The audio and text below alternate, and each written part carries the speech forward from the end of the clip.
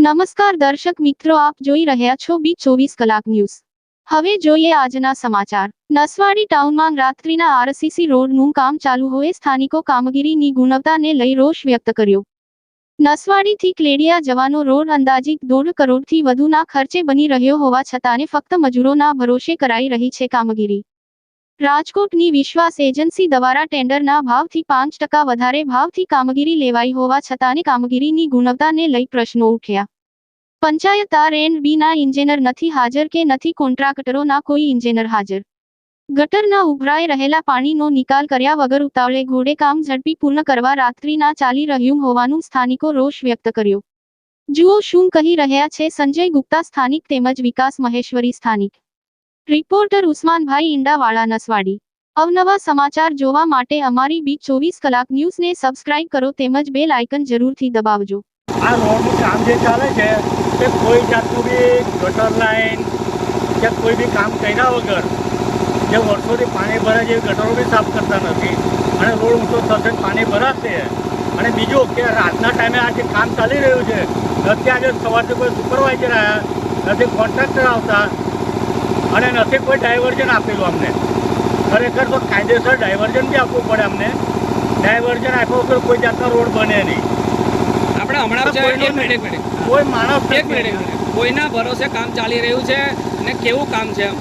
બિલકુલ તકલાદી કામ છે અને ખાડી રેતી ચલવે છે અહીંયા જે નદી નીચે નસવાડી। તમારી શું માંગણી છે હવે? અમારે તો આ કામ જે સરકારે આપેલું છે તે સારું થાય અને ગટર લાઈન ને બધું બન્યા પછી જોડવાળો બને। બાકીના આ તો શું છે સોસાયટીવાળા અને બીજું આ જે રોડ બને છે તેની પર મોટી મોટી ટ્રકો ચાલે છે રેતી ભરેલી હાઈવા। અને જો આ રોડ પર જે આરસીસી બને છે તે કેટલા દાડા ટકશે? આ ખોટી રીતે સરકારના પૈસા બગાડવામાં છે। હા બોલો, શું કહેશો? આ રોડનું કામ ચાલી રહ્યું છે તેમાં ગટર લાઈન કાઢવામાં નથી આવી સૌથી પહેલાં, અને આ રોડનું ખોદકામ કર્યા વગર કોઈ સફાઈ નથી ને રોડનું કામ તકલાદી થઈ રહ્યું છે। કોઈ કોન્ટ્રાક્ટર હાજર નથી અહીંયા। સોસાયટીમાં કાલ ઉઠીને રોગચાળો ફાટશે, ગટરનું પાણી ભરાશે, તેનો જવાબદાર કોણ? આપણે રીતનું કામ ચાલે છે, આ મટીરિયલ કામ તદ્દન બિલકુલ ખરાબ થઈ રહ્યું છે, થર્ડ ક્લાસ ક્વોલિટીનું ચાલી રહ્યું છે અહીંયા। તમારી શું માંગણી છે? પાણી વાપરવામાં આવી રહી છે। અમે શ્રીનગરના રહેવાસી છે બધા, ને આ જે રોડનું કામ થઈ રહ્યું છે એનો અમને કોઈ વાંધો નથી, પરંતુ આ 3 ઇંચ ઊંચો રોડ બની રહ્યો છે વગર ખોદે, ને આ અમારા ઘરોની આગળ જે પાણી વરસાદીનું આવશે તે પાણીનો નિકાલ ક્યાં થશે એ અમારે જાણવું જરૂરી છે।